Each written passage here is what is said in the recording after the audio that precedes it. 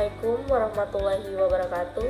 Halo teman-teman, apa kabar semua? Semoga teman-teman sehat selalu ya. Baik, izinkan saya untuk mempresentasikan materi saya yang berjudul ekuitas merek. Tapi sebelum saya mempresentasikan materi saya, izinkan saya untuk memperkenalkan diri terlebih dahulu. Baik, nama saya Debbie Atricia dengan NIM E1B121008, jurusan Administrasi Bisnis, Fakultas Ilmu Sosial dan Ilmu Politik, Universitas Halu Oleo Kendari. Baik, terlebih dahulu kita harus mengetahui apa itu ekuitas merek atau pengertian ekuitas merek. Ekuitas merek atau brand equity adalah nilai tambah yang diberikan pada produk dan jasa. Ekuitas merek dapat tercermin dalam cara konsumen berpikir, merasa, dan bertindak dalam hubungannya dengan merek dan juga harga pangsa pasar serta profitabilitas yang diberikan merek bagi pengusaha. Ekuitas merek dilihat dari perspektif pelanggan, customer basic brand equity, berarti kekuatan merek terletak dari apa yang dilihat, dibaca, didengar, dipelajari, difikirkan, dan dirasakan pelanggan tentang merek sepanjang waktu.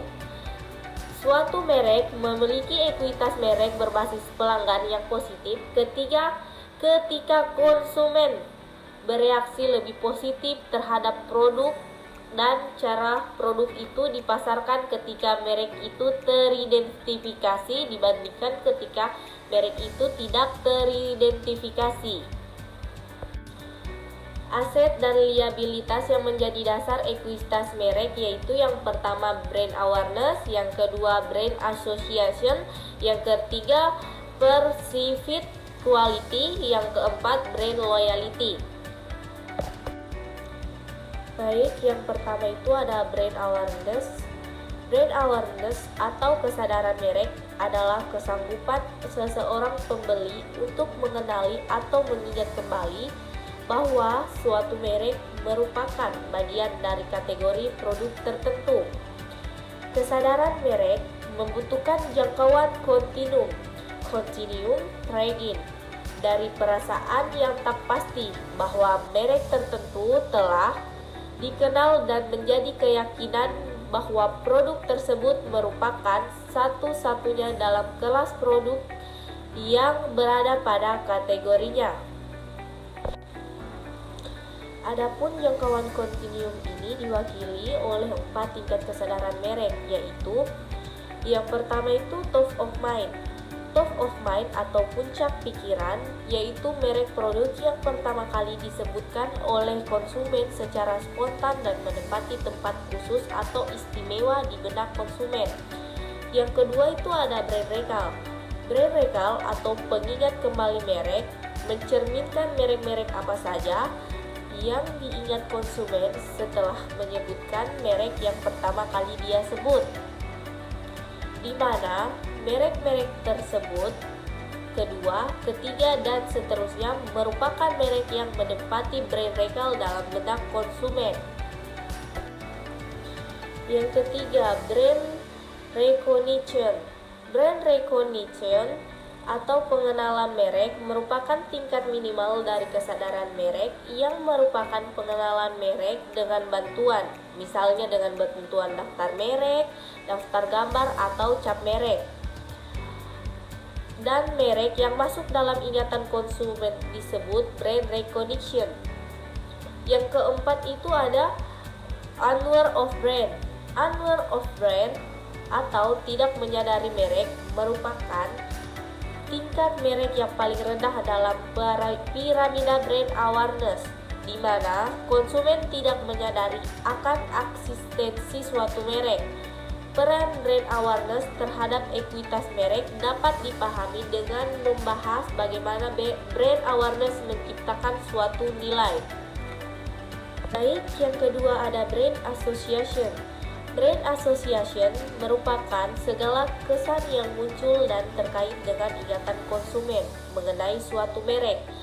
Brand association mencerminkan pencitraan suatu merek terhadap suatu kesan tertentu dalam kaitannya dengan kebiasaan, gaya hidup, manfaat, atribut geografis, harga, pesaing, selebriti, dan lain-lainnya. Fungsi brand association dalam pembentukan ekuitas merek adalah sebagai berikut. Yang pertama, membantu penyusunan informasi merek. Yang kedua, membedakan merek tersebut dengan merek yang lain. Yang ketiga, sebagai alasan konsumen untuk membeli.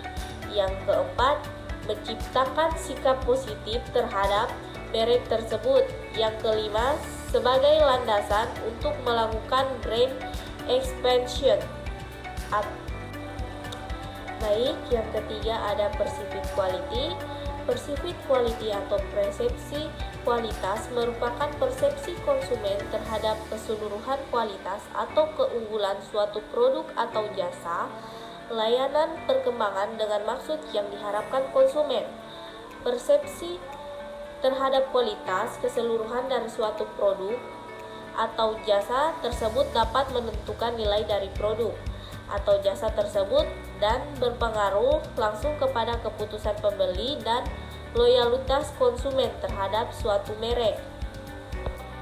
Terdapat beberapa dimensi yang mendasari penilaian persepsi kualitas terhadap produk, antara lain: yang pertama ada karakteristik produk, yang kedua ada merek, yang ketiga fitur, yang keempat kesesuaian dengan spesifikasi, yang kelima keandalan, yang keenam ketahanan, yang ketujuh pelayanan, dan yang ke-8 adalah hasil akhir.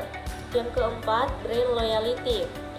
Brand loyalty atau kualitas merupakan persepsi konsumen terhadap keseluruhan kualitas atau keunggulan suatu produk atau jasa layanan berkenan dengan maksud yang diharapkan konsumen. Persepsi terhadap kualitas keseluruhan dari suatu produk atau jasa tersebut dapat menentukan nilai dari produk atau jasa tersebut dan berpengaruh langsung kepada keputusan pembelian dan loyalitas konsumen.